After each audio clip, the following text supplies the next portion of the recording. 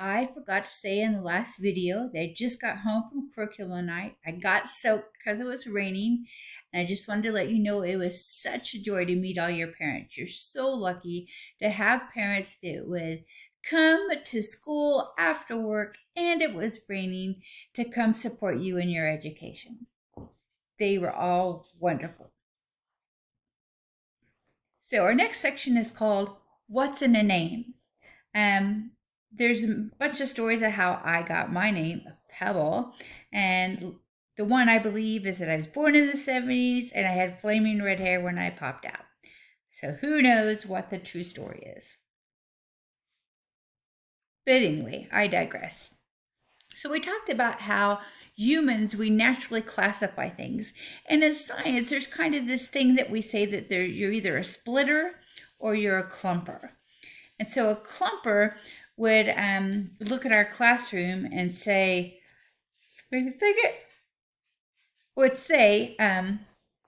there is a bunch of seventh graders in this classroom. Versus a splitter would say, some of them are boys, some of them are girls. Some of them are tall, some of them are short. Some of them have long hair, some of them have short hair. Some of them have glasses, some of them don't. Some of them have earrings, so they try to narrow down and be very specific. And so when we're talking about classification, we are working on being a splitter.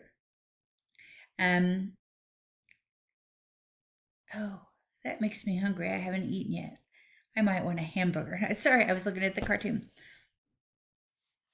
So taxonomy is this part of science in which we spend time looking at how things are named and naming them. When I did my master's degree, this is what I spent most of my time in working with taxonomy. I identified all the plants on a 3,000 acre prairie, tall grass prairie in Missouri. And so I will try to bring in the key that I used, the dichotomous key, and let you know how many headaches I had going through that book in my master's degree. So taxonomy is not stuffing animals so that we can hang them on the wall. It's actually the science of how we classify and name organisms in life science and biology. In early taxonomy,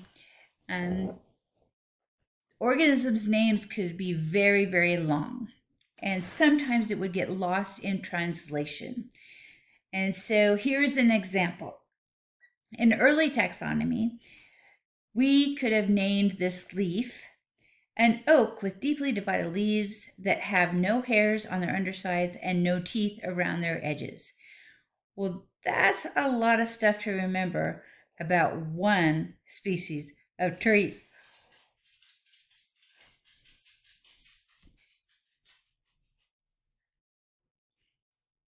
So we're going to explain how we name it here in a little bit. I pressed the wrong button. Move the video. Okay, now we're back in business. Now we went too far. Okay, your science words, especially scientific names, are based on Greek and Latin prefixes and suffixes and root words. If you start learning those root words now, it's going to help you as you go on through your academic career. Some of you are going on to be doctors or engineers. And so there are about 350 of these prefixes and suffixes and root words that I would have my anatomy students learn. And when they went to med school, they'd be like, thank you so much for making me learn those. So we're going to go over how we can break down scientific words using prefixes and suffixes and root words to figure out what they mean. And this ties to naming organisms and what their scientific names actually mean. So here's a question to you. Please don't ask Siri and please don't Google it. what does someone with trichophagia suffer from? If you went to the doctor and they sat you down and they looked very, very serious, and they said, your dog suffers from trichophagia, what would be wrong with your dog? So we break it down into its pieces. Phagia is the act of eating or swallowing. So a macrophage attacks bacteria. It's a large, macro is large, phage is to eat. So it's one of your white blood cells that's going to eat bacteria. Tricho means hair. This isn't sounded so good. Trichophagia is the disease or condition, that's what the IA means at the end, of eating your hair. There are some medical conditions in which people will pluck out one hair at a time and consume it. This isn't good if you're doing this a lot because hair isn't digested very well in your digestive system. So it's not a good thing. Don't eat your hair. So tricho, hair, phagia, eat. You ready for another one? Oh, no, not yet. I do have another one for you. Binomial nomenclature is how we name organisms. So if you went to any scientist in the world and you said a scientific name, they would have a pretty good idea of what you were talking about. Carl Linnaeus is the scientist that's famous for the binomial nomenclature. Bi meaning two, nomial meaning name. So a two-name system of naming organisms. Linnaeus. You'll hear about Linnaeus a lot. Linnaeus. Did you get that? Linnaeus. He's considered the father of taxonomy, which means the father of us starting to organize and name organisms in a very concise way, so that if I want to talk to someone from Canada or Australia or India or China or Japan or Russia, we all could be talking about the same thing. We use two words. So here's a challenge for you. Somewhere in your notes, or even on a piece of paper if you wanted to, and include it with your textbook pages, I want you to draw a picture of Rudbeckia hirta. Again, don't ask Siri, don't ask Cortana, don't ask your mom. This is really to see, do you, right at this moment, know what Rudbeckia hirta is?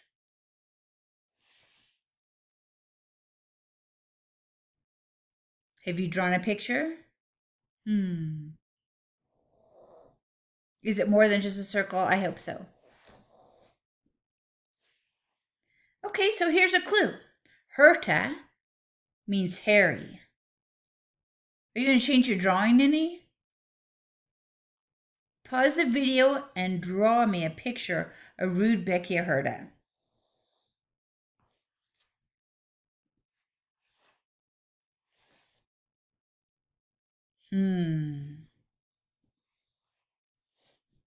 Let's see. Rudbeckia means coneflower. Cone, flower, flower, cone. Hairy, hairy cone flower. If we go back here, and you were at the Mall of America, and you walked it up to some random person and said, "Do you know what Rudbeckia hirta is?" They would look like you crazy. No, go away. But if you went up to a scientist and you said, "Have you ever seen Rudbeckia hirta?" They might have a clue of what you're talking about.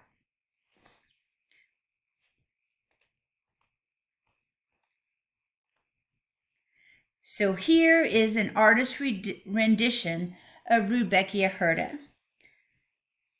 Now, this flower is also known by common names: brown-eyed Susan, black-eyed Susan, yellow cone flower. And all three of those could mean different things to different people. So if I said brown-eyed Susan to someone from Kansas, their picture in their head, when they think about that, is going to be different than if I said the same thing to someone who lives in the desert. And so scientific names allows us to be very specific in what we're talking about. And here's a picture of Rudbeckia hirta. Pretty. By nomenclature, two names. By two nominal name. So here we have two bears. The first word of binomenclature is always going to be the genus, and is always going to be capitalized.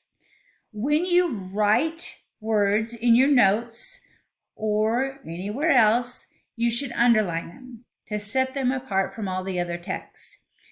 If you're typing, you can either underline them or italicize them. But scientific names need to be set apart from the rest of the text that they're in so that you know that you're replying to something very specific. So the second word is the species name. Usually it's not capitalized, it's lowercase. Sometimes species, though, are named after people, and sometimes that second word can be capitalized. That's the word I was looking for. Sorry.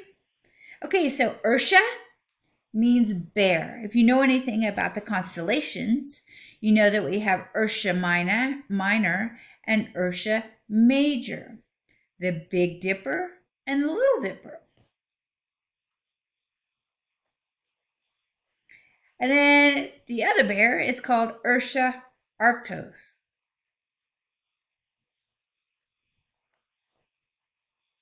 Do they look alike? No. Do they live in the same place? No. Are they both bears? Yes. So they're related. So we know they belong to the same genus Ursa, but they're different, and so they have different species names. Oh, here's a fun one. Oreofarnella nigra is known as the pebble toad. I wonder why I picked this one. So if I just said pebble toad to someone in Kansas, they're going to have no idea what a pebble toad is. They're going to think I'm making it up. But if I say it to someone who lives in a more mountainous region, they might know what the pebble toad is. But if I went to a scientist and I said Oreofarnella nigra, they are going to know exactly what I'm talking about. In the resources for today's post, if you go to the bottom, I put some videos for you. And one of them is showing the video of why it's called the pebble toad. We just went over that, so I'm going to go next. Oh, the pebble crab. And look, it's a purple pebble crab. Have you seen any purple in the room? Anywhere? I might like purple. Just a little bit. Okay, I digress. Pebble crab, the genus is, let me move this little thing so you can see, Xanthias, and the species name is Lamarcki. Lamarcki is a famous scientist, so maybe this was named after him. And so this is the pebble crab, and its scientific name is Xanthias Lamarcki.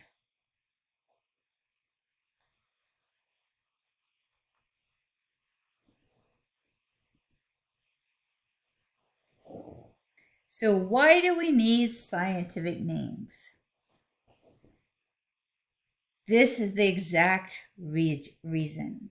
Not everybody speaks the same dialect or the same vernacular or the same language. And so Sorry.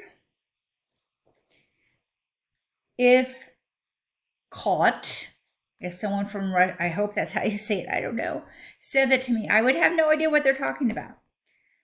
Billy, I wouldn't know what that was. But if I was talking to a scientist, I would know that Felis catus is a cat. So scientific names help us to be very specific in what organism we're talking about. So there's no confusion. If I ask my friend from Russia who visits me in my hometown in Kansas to go pick a Rudbeckia hirta, they would know what to look for. But I said, hey, can you just go pick up a brown-eyed Susan? They're not going to have any idea. And that is the end of those slides. Woohoo! Party like a rock star.